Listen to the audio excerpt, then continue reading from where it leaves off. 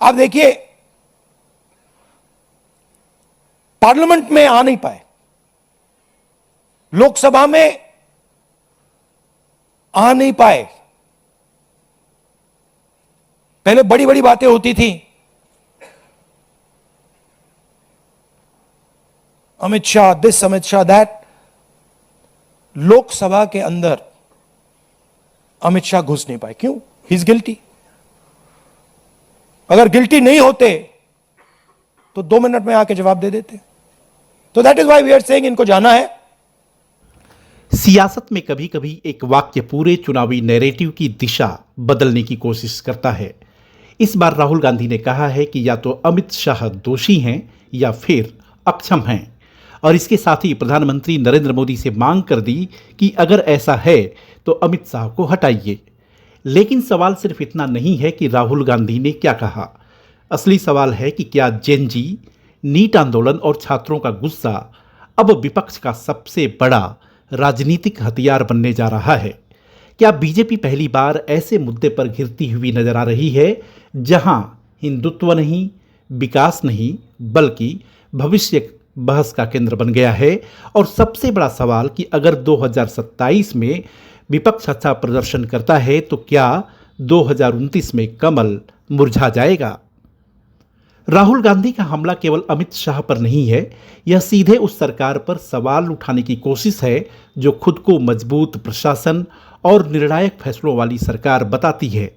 राहुल का संदेश साफ है कि अगर देश में पेपर लीक हो रहे हैं, अगर छात्र सड़क पर उतर रहे हैं, अगर आंदोलन हो रहे हैं, तो जवाबदेही किसकी होगी?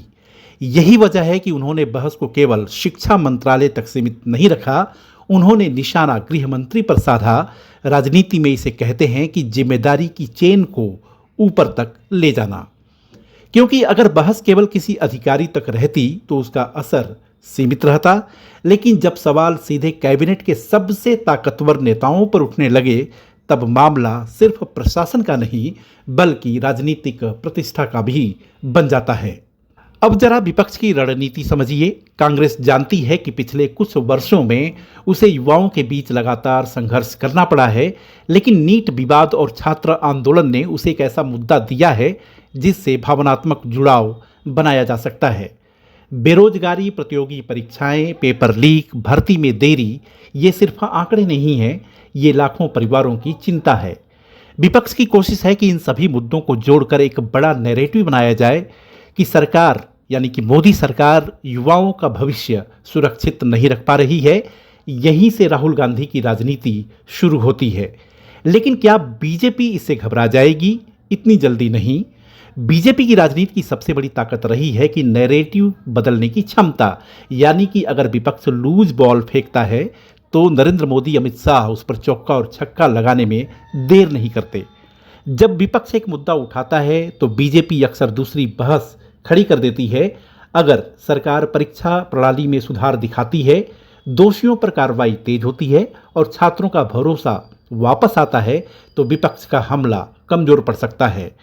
अब सबसे बड़ा सवाल यह है कि अगर 2027 में कांग्रेस या विपक्ष कुछ राज्यों में अच्छा प्रदर्शन करने में कामयाब रहते हैं तो क्या 2029 तय हो जाएगा? इसका जवाब इतिहास में यह है कि नहीं। भारत में विधानसभा और लोकसभा चुनाव कई बार अलग अलग मुद्दों पर लड़े जाते हैं। मतदाता राज्य और केंद्र के लिए अलग अलग फैसले भी लेते रहे हैं।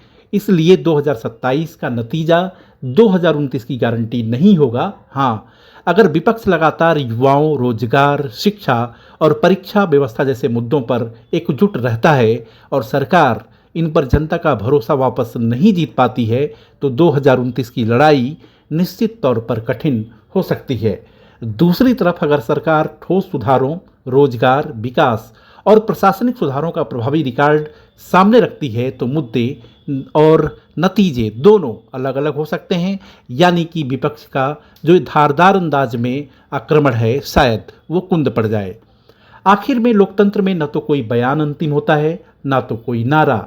अंतिम फैसला हमेशा मतदाता करता है, इसलिए यह कहना कि 2027 में अगर विपक्ष जीता तो 2029 में बीजेपी हार जाएगी, यह अभी एक राजनीतिक संभावना भर है, निश्चित तौर पर निष्कर्ष नहीं।